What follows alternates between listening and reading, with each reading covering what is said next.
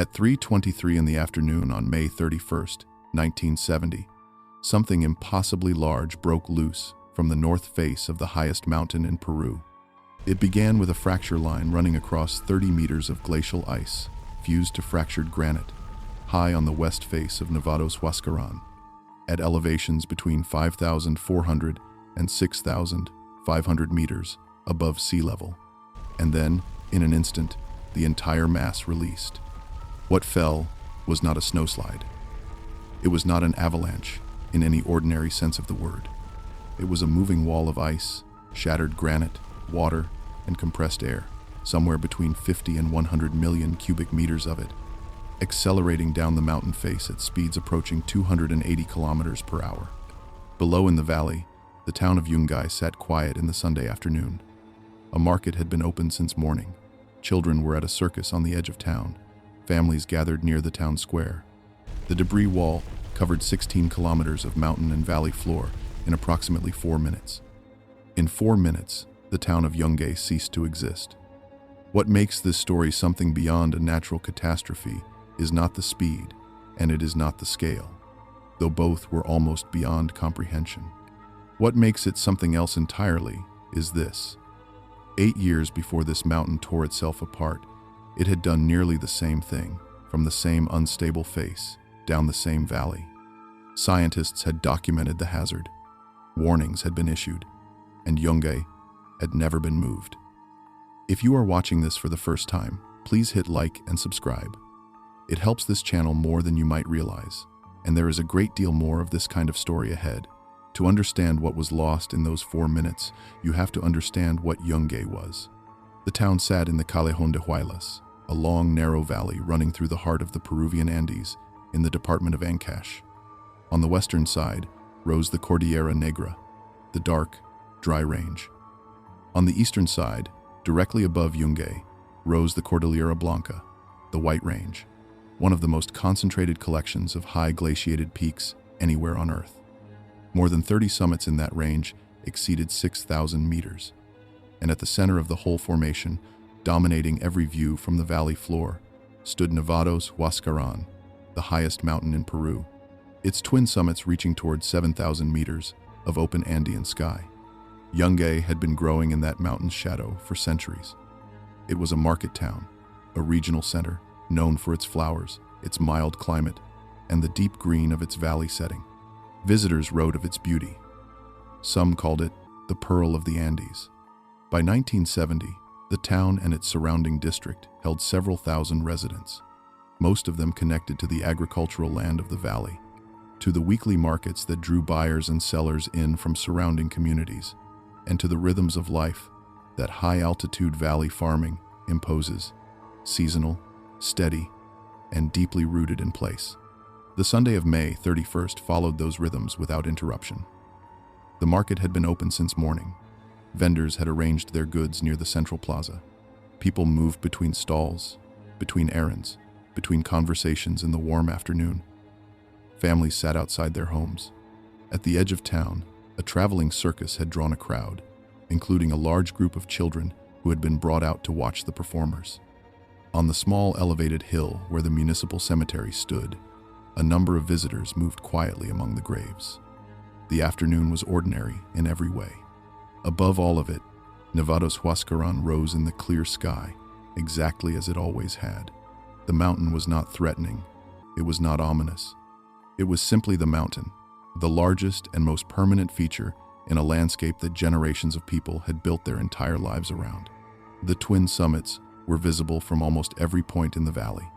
They had been there for every market day, every harvest season, every morning that anyone in Yungay had ever lived. That sense of permanence was not irrational. People had lived at the foot of Huascarán for generations without the mountain destroying them. In the spring of 1970, the residents of Yungay had no particular reason to believe this Sunday would be different from any other. But that confidence rested on something that was no longer true, because the mountain had already shown, clearly and catastrophically, exactly what it was capable of. 8 years earlier, from the same fractured face on the North Peak, Huascarán had released a mass of ice and rock large enough to erase an entire community in minutes. the evidence was still visible in the valley. The scientific warnings that followed had been documented and filed. But they had not been enough to move Yungay out of the path. The town was still there. The mountain was still unstable. And the next time it broke, no one in the valley below would have any warning at all. Nevada's Huascarán is not simply a large mountain. It is a mountain built, in almost every meaningful way, to fail. Peru sits along one of the most tectonically violent boundaries on the planet. The Nazca Plate, a massive section of oceanic crust moving eastward across the Pacific, has been driving itself beneath the western edge of the South American plate for millions of years. The result is the Andes themselves, a mountain range built by collision, compression, and uplift on a continental scale.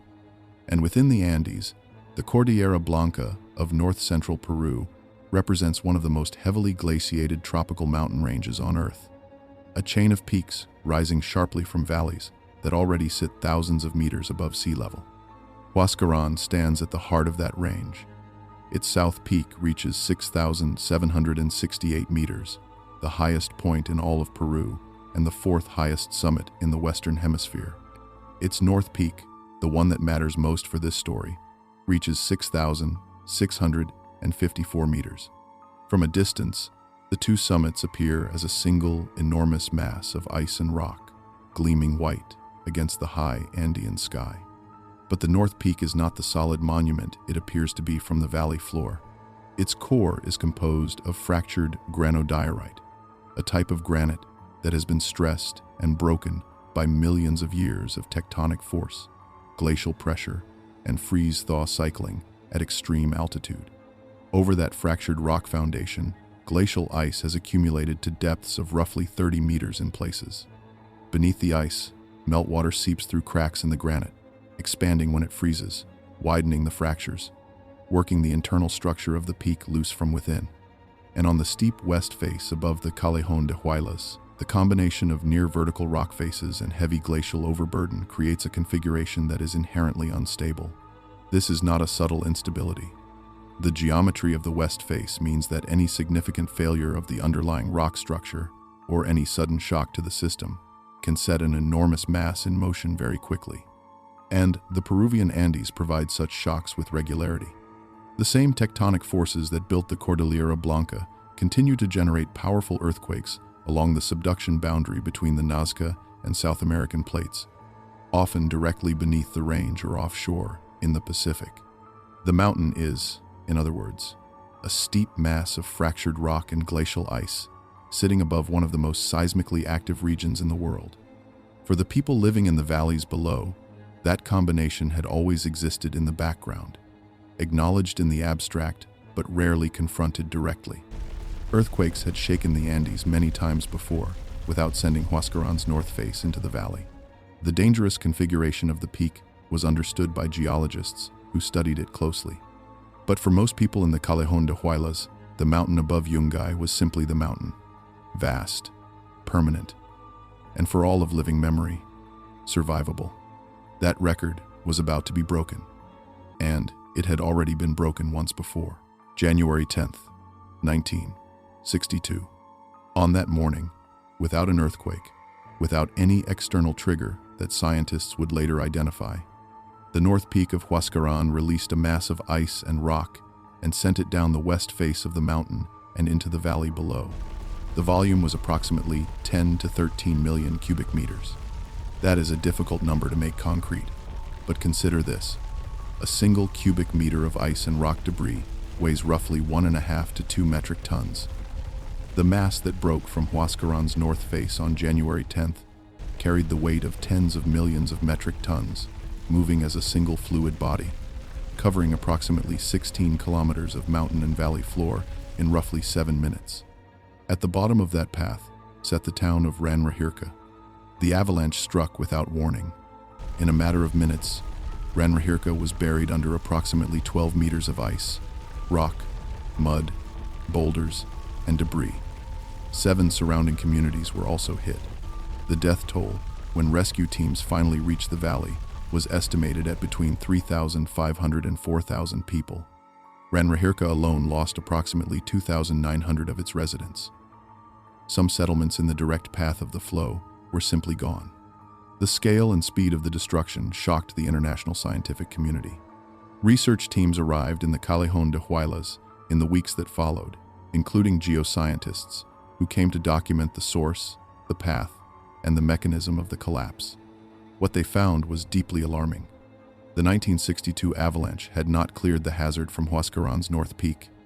It had reduced the unstable mass, but the underlying conditions remained unchanged.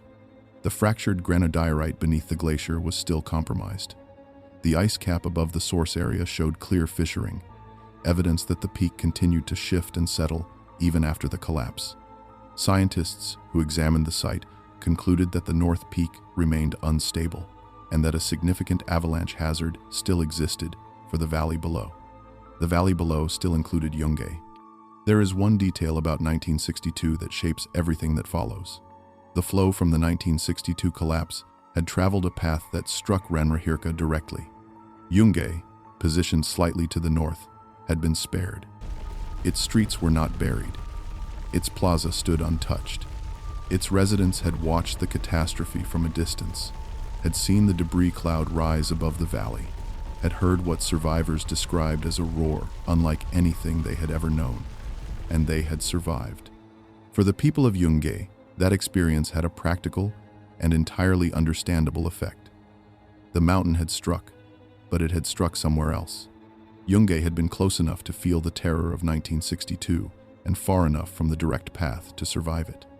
That proximity without destruction almost certainly reinforced, rather than weakened, the belief that Yungay itself was not in danger, that the mountain's violence was something that could happen nearby without happening here. In the years that followed, as the scientific assessments of ongoing hazard were completed and documented, nothing changed in Yungay. The town was not relocated. No early warning system was established. The scientific recognition of the repeat hazard remained in technical literature, read by researchers, and almost entirely unknown to the people living at the foot of the mountain. 8 years would pass. Then the north peak would break again, and this time, the path would run directly through the center of Yungay. The evidence that Huascarán's north peak posed a continuing threat to the valley below was not hidden. It was documented, published, and accessible to anyone working in the fields of glaciology, geology, or Andean disaster risk. After the 1962 avalanche, the scientific record grew steadily clearer. Researchers who examined the source area found visible fissuring in the ice cap above the collapse zone. Fissuring in a glacial mass is a direct physical indicator that the ice and underlying rock are continuing to move and separate. It is not a theoretical concern. It is observable evidence of ongoing structural failure in progress. The scientists who saw it understood what it meant. The peak had not stabilized. The geometry that had produced one catastrophic collapse was still in place, still evolving, and still capable of producing another. The record went back even further than 1962. Geological investigation of the valley floor revealed evidence of a massive pre-Columbian avalanche from the same north peak, one that had covered much of the same terrain long before the Spanish had ever arrived in Peru. The slope had failed before living memory. It had failed again in living memory, and the physical evidence in the valley floor suggested it had done so at least once more in between. Yet Yungay was not moved. The reasons for this are not simple. Relocating an entire town is not a decision that any government makes quickly or easily, particularly in a country with limited resources, competing priorities, and populations with deep historical ties to their land. The residents of Yungay were not an abstraction to be moved on a scientist's recommendation. They were families, farmers, and merchants with roots in that valley going back generations. Acting on the warning required not just a scientific assessment, but political will, public trust, financial capacity, and the kind of institutional coordination that rarely materializes in response to a risk that has not yet become a second disaster. The scientific warnings were real. The institutional response was not sufficient. And across the late 1960s, as the Callejón de Huaylas continued its ordinary life and Yungay continued to grow, the gap between what the geological evidence showed and what the government had done about it remained open. No systematic early warning network was established for the communities most directly in the path of a potential repeat event. No formal land use restrictions were placed on construction in the highest risk zones directly below the North Peak. The glaciological monitoring that existed in Peru at the time focused primarily on glacial lake flood hazards rather than on the specific rock ice instability of Huascarán's north face. This was not a conspiracy. It was not a cover-up. It was something more ordinary and in many ways more troubling. It was the gap that routinely exists between what science knows and what institutions do, between the technical assessment of risk and the political act of responding to it, between warning and prevention. In the Callejón de Huaylas, that gap had a physical location. It ran from the fissured ice cap on Huascarán's north peak down to the market stalls of Yungay in the valley below. And in the spring of 1970, it was still open. What closed it was not a policy decision or an engineering project or a relocation order. What closed it was the Nazca Plate, moving as it always had, grinding eastward beneath the western coast of South America. On the afternoon of May 31st, 1970, it released years of accumulated pressure in a single violent moment, and the north peak of Huascarán, already fractured and waiting, came apart. The morning of May 31st, 1970, gave no indication of what the afternoon would bring. The sky above the Callejón de Huaylas was clear. The market in Yungay had been running since morning. Vendors and customers moved through the streets near the central plaza. The traveling circus that had drawn so many of the town's children was underway on elevated ground at the edge of town, performers moving through their routines in the afternoon warmth. At the small cemetery hill nearby, visitors moved quietly among the graves. In the surrounding fields, farmers worked the valley floor. It was a Sunday in the Andes. It was ordinary in every way. Beneath the Pacific Ocean, approximately 35 kilometers off the coast near the city of Chimbote, something else was in progress.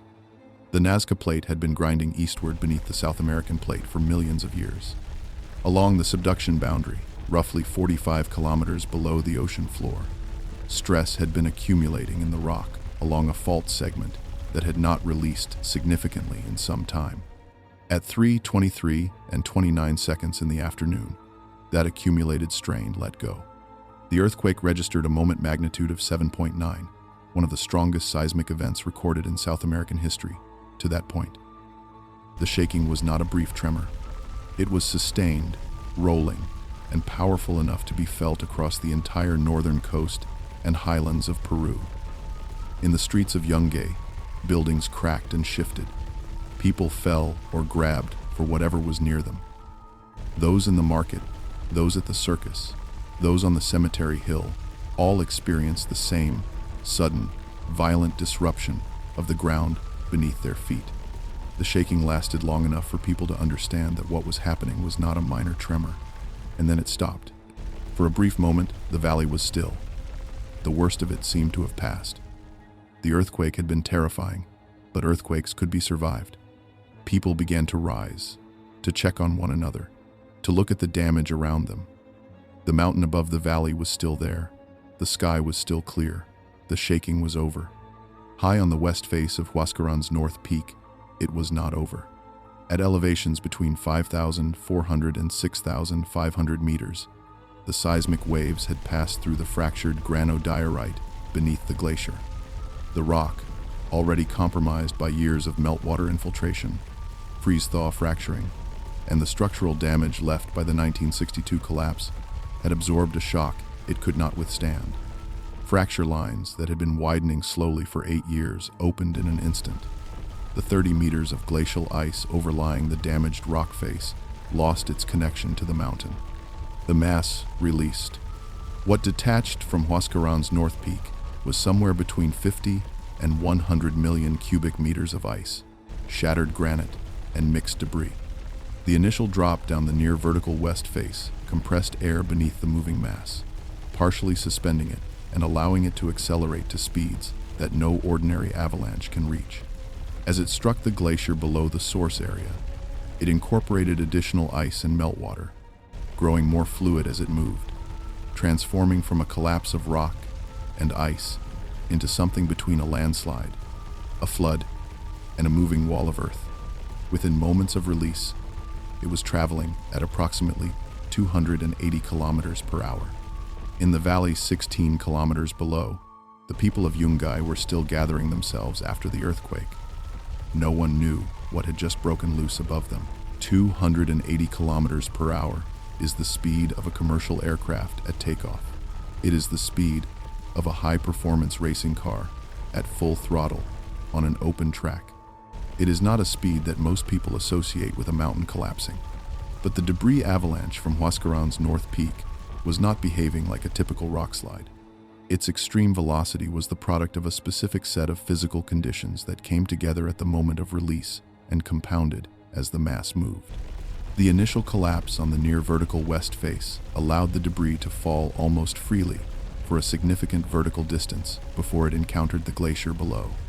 That fall compressed a layer of air beneath the moving mass.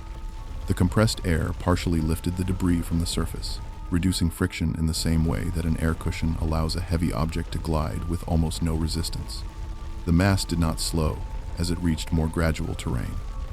It skimmed across it. As the debris swept across the glacier immediately below the source area, it entrained enormous volumes of ice and meltwater. This incorporation of liquid water and ice transformed the consistency of the moving mass. It became more fluid, more mobile, and more capable of flowing around obstacles rather than simply piling against them. The boundary between a rock avalanche and a debris flow became indistinct. What was moving down the west face of Huascarán now combined the mass of a rock slide with the flow behavior of a river traveling at highway speed. The debris moved through the gorge systems above the valley, channeled by the terrain but losing none of its momentum.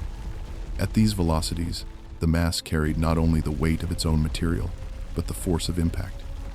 Anything in its path was not simply buried. It was struck by a wall, moving faster than an express train.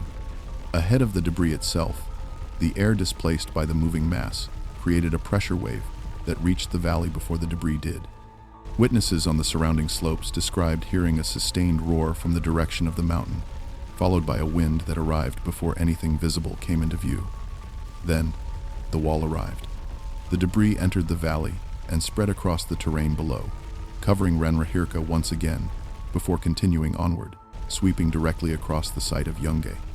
At 280 kilometers per hour, 16 kilometers had taken approximately 4 minutes to cover from the moment of release. 4 minutes from the fracture of the North Peak to the moment the debris front reached the streets where the market had been running. The depth of the debris deposit over Yungay reached several meters even in the shallowest areas, and considerably more across most of the town. Buildings were not knocked down and left standing as ruins. They were covered: the central plaza, the market streets, the homes along the valley floor, the church, the trees, the roads. The entire physical infrastructure of a living town were engulfed beneath millions of metric tons of ice, granite, mud, and water. Where Yungay had stood, there was now a flat, gray, steaming field of debris.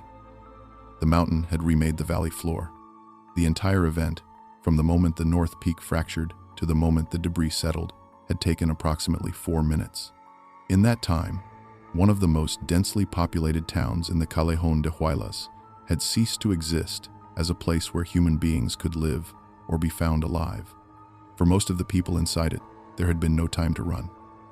There had been no warning loud enough, no interval wide enough, no distance short enough to matter. When the debris settled over Yungay, those who survived did so for one reason: they were above it. On the cemetery hill at the edge of town, approximately 92 people had been visiting the graves when the earthquake struck. The hill, modest in absolute terms, sat just high enough above the valley floor that the debris flow, for all its speed and volume, did not fully engulf it. From that elevated ground, those 92 people watched the town below them disappear. The market, the plaza, the homes, the streets, all of it covered in minutes by a moving mass of gray debris. The town they were looking at from the hill was no longer the town they had known that morning. At the elevated stadium grounds at the edge of town, approximately 300 children had been brought to the traveling circus. That location, slightly higher than the main town site, was also spared the full depth of the debris inundation. The children survived. the performers survived. Those hundreds of lives were owed entirely to the accident of elevation, to the fact that a circus had set up on a patch of slightly higher ground on the particular Sunday that the mountain came down. For the rest of Yungay, there was no such accident to protect them. The question of how many people died in Yungay on May 31st, 1970, is one that the historical and scientific record has not fully resolved, and it is important to address it honestly. For decades following the disaster, the death toll attributed to the avalanche in Yungay was reported at between 18,000 and 22,000 people. That figure appeared in geological literature, international disaster records, and news reporting, and it became the widely accepted count. In 2009, a research paper published in the journal Engineering Geology, led by Stephen Evans of the University of Waterloo and co-authored by researchers from Canada, Peru, and the United States, conducted a detailed re-examination of those casualty figures. The paper concluded that the original high estimates had resulted from a specific and documented error. Early counts had confused the population of Yungay district, which stood at approximately 15,000 people, with the population of the town of Yungay itself, which census records placed at approximately 3,500. When the researchers examined census-based demographic data, the death toll attributable to the avalanche was revised to approximately 6,000 people. That revised figure is substantially lower than the traditional estimate. It does not diminish what happened. 6,000 people buried in 4 minutes by a single event is a catastrophe of rare and terrible scale. The avalanche destroyed the town of Yungay and 10 surrounding villages, and it remains the deadliest single avalanche or landslide in recorded human history. The debate over the precise death toll is a scientific one. The nature of what occurred is not. The avalanche was also only part of the story. The broader Ancash earthquake of May 31st, 1970, killed between 66,000 and 70,000 people across the region as a whole, when all earthquake-related deaths, including building collapses, landslides, and secondary effects across the Department of Ancash, were counted. 50,000 more were injured. It remains the most catastrophic natural disaster in the recorded history of Peru. In the valley, the survivors on the cemetery hill and at the circus grounds came down to find a changed world. The streets they had known were gone. The people who had been in those streets were gone. And the mountain above them, the mountain that had defined every horizon of their lives, stood unchanged against the late afternoon sky, as if nothing had happened at all. In the weeks that followed May 31st, the work of recovery began across the Department of Ancash on a scale that overwhelmed every available resource. The immediate priorities were the living. Tens of thousands of people across the region had been injured, displaced, or left without shelter by the earthquake alone, independent of the avalanche. Emergency response teams from Peru and from international organizations moved through the devastated communities of the Callejón de Huaylas. The scope of destruction was not limited to Yungay or to the path of the debris flow. The earthquake had caused severe structural damage across a wide area of northern Peru. Entire neighborhoods in Huaraz, the regional capital, had collapsed. In the specific location where Yungay had stood, there was little for rescue teams to do in the conventional sense. The debris layer that covered the town was deep and largely impenetrable. Very few survivors remained to reach. The site was a mass grave rather than a disaster zone where recovery was still possible. The Peruvian government made a decision that acknowledged this reality. The site of Old Yungay was formally designated as Campo Santo, consecrated ground, a national cemetery in which rebuilding or habitation would be forbidden by law. The people buried beneath the debris would remain there. The town would not be excavated and built over them. Only relatives of the victims would be permitted to place markers at the site. The designation respected both the scale of the loss and the impossibility of any other meaningful response. 2 kilometers to the north, on higher ground, construction of a new community began in 1971. The survivors of Yungay and those who returned to the valley in the aftermath built what became known as Yungay Nuevo, a new town carrying the name and the identity of the community that the mountain had destroyed. On a site positioned away from the path that the debris had taken. In 1982, the Campo Santo was formally opened to visitors. Today, it is a quiet, open memorial where roses grow across a plain that was once a town, and where visible traces of old Yungay remain as the only evidence of what stood there before May 31st. In the scientific community, the disaster accelerated the documentation of hazard across the Cordillera Blanca with new urgency. The researchers Plafker and Erickson, who had been studying the Huascarán hazard since the 1962 event, published a comprehensive analysis of both avalanches in 1978. Their findings confirmed what the physical evidence demanded. The north peak of Huascarán remained unstable, even after two major collapses. Fissuring of the ice cap above the source area indicated that movement was continuing. The hazard had not been exhausted by 1970. A future event from the same slope could not be ruled out.